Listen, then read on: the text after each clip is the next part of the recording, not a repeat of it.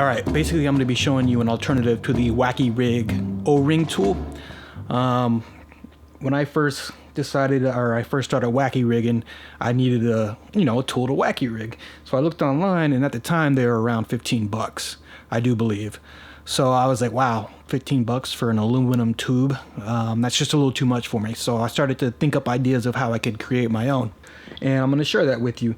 Now, I'm not here to, pretend like this is better than an actual tool. It's not. If you have the money, get the actual tool. Actual tool is much simpler, and it's much more effective, actually. But this will work, and I've been using it since I've been Wacky rigging for, a year and a half now. So all you need is a Dremel tool and an old Sharpie marker. Now, keep in mind, I bought my Dremel type tool off of eBay. It was 13 bucks. It was real cheap, and you get what you pay for. So I did use it to create my rig, but it binded a lot. So, the motor would still spin, but the actual, the blade, the end of it would not. Because it was just weak. It was a weak motor, and it would bind. So an actual Dremel tool, which is much more powerful, will be much more effective in getting this done. And this Sharpie plastic here is very tough. It's extremely tough. You'd be surprised by how tough it is. Another thing to keep in mind is I used an old dried out marker. If you go out and buy a new marker, there's no telling what will happen, because you're going to be cutting through this, and you're going to be cutting into the actual ink reservoir in there. So who knows, the ink could come flying out at you. I don't know. I used one that had been in a box for years, and it was dried out. Okay, so Dremel tool, Sharpie marker. I'm not going to actually cut into this one and destroy this marker. This is a working marker.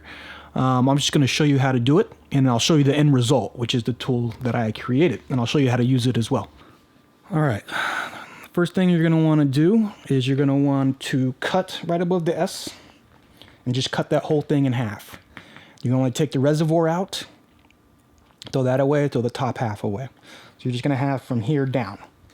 And then the next thing you're going to want to do is you're going to want to cut lengthwise. Of course, you don't want to hold it like that. You want to have either a vice grip or some pliers, and then hold it and then cut lengthwise. So you're going to cut all the way to the end. Just split that top part in half down the lengthwise. And then at the end here, you're going to want to cut out a nice big portion to pull the worm through.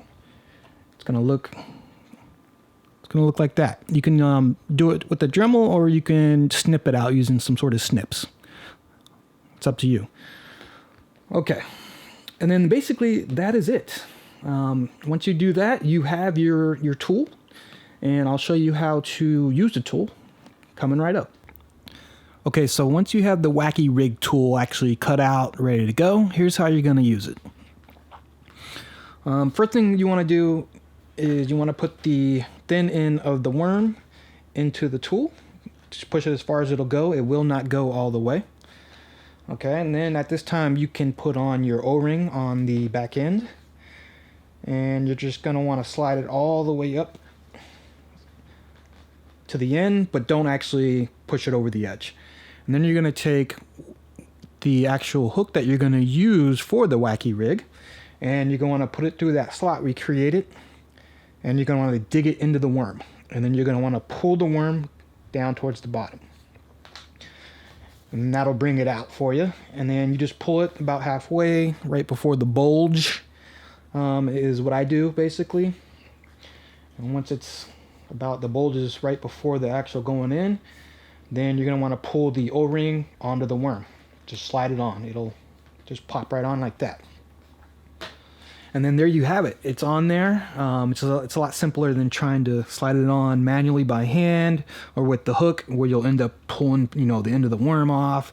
You'll end up exposing all the salt in the salted worms, etc.